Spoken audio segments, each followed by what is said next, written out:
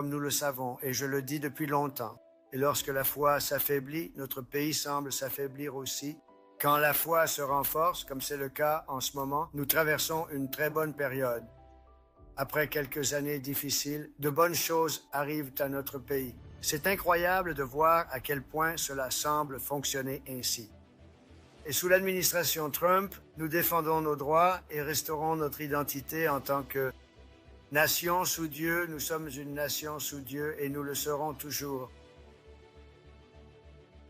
En tant que président, je défendrai toujours l'héritage glorieux de notre nation et nous protégerons les principes judéo-chrétiens de notre fondation et nous les protégerons avec vigueur. Nous devons ramener la religion en Amérique, la ramener plus forte que jamais alors que notre pays devient de plus en plus fort. Pour avoir une grande nation, il faut avoir la religion, j'en suis profondément convaincu. Qu'est-ce que vous en pensez? Quelque chose après tout ce que nous traversons, et cette chose, c'est Dieu. Nous traversons tout cela pour une raison. Ce n'est pas facile, Philippe. Je suis heureux d'annoncer ce matin que le département de l'Éducation publiera bientôt de nouvelles directives protégeant le droit à la prière dans nos écoles publiques. Et c'est total, jusqu'à la mort.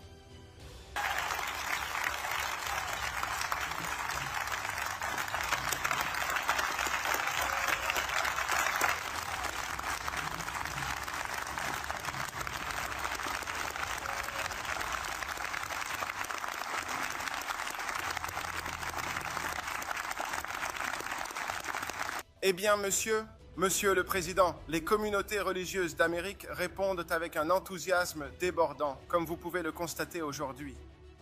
Aujourd'hui, plus de 70 grandes organisations religieuses et églises se sont réunies pour participer à ce que nous appelons America Prays. Et si des croyants de tout ce grand pays se réunissaient avec 10 personnes, amis, membres de la famille, collègues, relations de travail, 10 personnes chaque semaine, pour prier pour notre pays et pour nos concitoyens. Laissez cela vous imprégner. 1 million de personnes chaque semaine, 10 personnes se réunissant pour prier pour notre pays et pour ses citoyens. Pensez aux miracles qui pourraient se produire au cours de l'année à venir. Merci, monsieur. Merci beaucoup, Scott. L'Amérique a toujours été une nation qui croit au pouvoir de la prière. Et nous ne nous excuserons jamais pour notre foi, jamais, jamais, jamais, jamais. Nous n'abandonnerons jamais nos droits donnés par Dieu. Nous défendrons nos libertés, nos valeurs, notre souveraineté. Et nous défendrons notre liberté. Depuis des milliers d'années, la Bible a façonné la civilisation, l'éthique, l'art et la littérature. Et elle a apporté espoir, guérison et transformation à des millions et des millions de vies innombrables. La Bible est aussi une part importante de l'histoire américaine. C'est pourquoi je suis ravi d'annoncer qu'il y a tout juste quelques instants, j'ai personnellement remis la Bible de la famille Trump que m'a donnée ma mère. Je me souviens du moment où elle me l'a offerte. Mais elle a été utilisée lors de mes 2 investitures et également exposée au musée. Et je suppose qu'elle sera désormais exposée en plein cœur de la capitale de notre nation, juste ici. Et c'est un honneur. C'est Sonata. Nous sommes ici ce matin pour discuter des graves menaces qui pèsent sur la liberté religieuse dans les écoles américaines. Et vous savez ce qui se passe. Nous savons tous ce qui se passe. Mais je vais vous dire, beaucoup de progrès ont été réalisés au cours des 8 derniers mois. Des progrès énormes, bien plus que ce que je pensais possible à bien des égards. Non seulement cela, mais l'agenda woke a pratiquement disparu. C'est profondément enraciné. Nous devons nous assurer qu'il soit éradiqué. C'est très mauvais. C'est comme une mauvaise herbe. Vous pensez l'avoir éliminée, puis elle recommence à pousser. Alors nous devons être vigilants. Mais c'est très, très différent d'avant. Regardez West Point, comme ils sont fiers de leur héritage. Ils ont fait quelque chose cette semaine que j'ai trouvé approprié. Certains d'entre vous savent de quoi il s'agit. Est-ce que quelqu'un sait de quoi il s'agit? Oui, ça me plaît. J'aime ça. Oh, regardez qui nous avons ici. Nous avons votre associé Pam, hein? Endoctrinés avec de la propagande anti-religieuse et certains sont même punis pour leurs convictions religieuses et très, très sévèrement punis. C'est ridicule. Je me suis un peu impliqué avec les musées, vous savez, parce que j'ai eu un petit problème avec le Smithsonian. Nous aimons un peu plus de positivité. c'était uniquement à propos de toutes les mauvaises choses dans notre pays. J'ai dit, et les bonnes choses que nous avons faites, alors je me suis un peu impliqué là-dedans. Et honnêtement, ils font des changements. Vous savez, ils l'étaient aussi. En toute honnêteté, ce sont les gens qui m'ont précédé, qui m'ont dit quoi faire. Mais ils font des changements. De grands changements sont en cours au Smithsonian. L'administration Trump n'aura aucune tolérance pour le terrorisme, incluant les crimes haineux contre les chrétiens, les juifs ou quiconque. Nous n'allons pas permettre...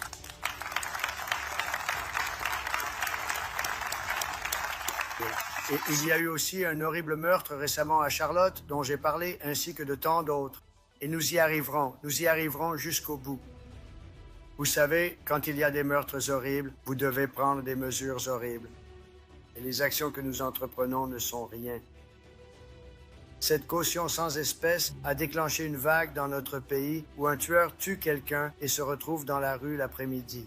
Et vous essayez de raisonner avec des gens comme à Chicago, avec le gouverneur et le maire.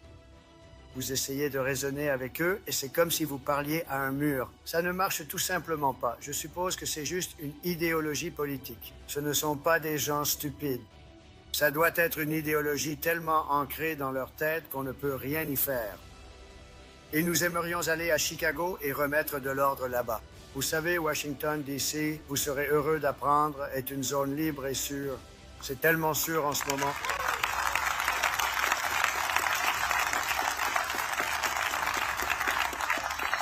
C'était l'un des endroits les plus dangereux. Vous pouvez le croire, nous attendons un appel de Chicago. Nous allons régler le problème de Chicago. Encore une fois, DC est tellement sûr, vous pouvez sortir. Des amis à moi ont appelé, un en particulier. Il est à DC depuis très longtemps.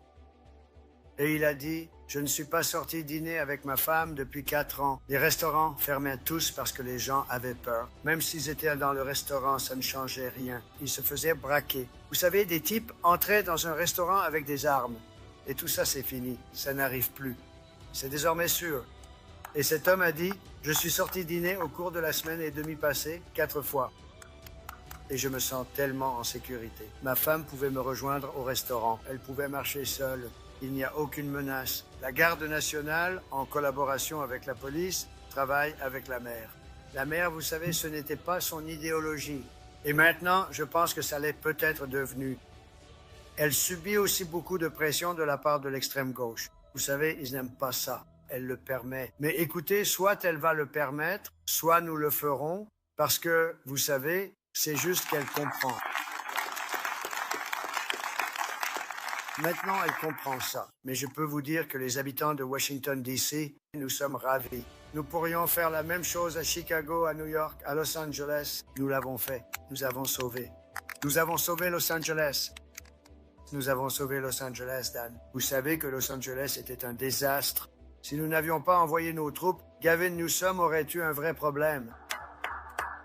Nous avons envoyé nos troupes. Le chef de la police, la personne la plus haut placée, a dit « Nous n'aurions jamais pu faire cela seuls. Nous avons envoyé nos troupes dès le début et nous avons réglé le problème. Et c'était difficile, mais nous avons réglé ça immédiatement. Et je ne comprends pas pourquoi Chicago ne nous appelle pas en disant « S'il vous plaît, aidez-nous ». Quand, en seulement une courte période, il y a plus de 50 meurtres et des centaines de personnes blessées par balles, et qu'ensuite vous avez un gouverneur qui se lève et dit que la criminalité va très bien. C'est vraiment fou. Mais nous rétablissons la loi et l'ordre dans notre pays. Encore une fois, faites-moi savoir ce que vous en pensez. Je pense que c'est très intéressant comme discussion. God bless.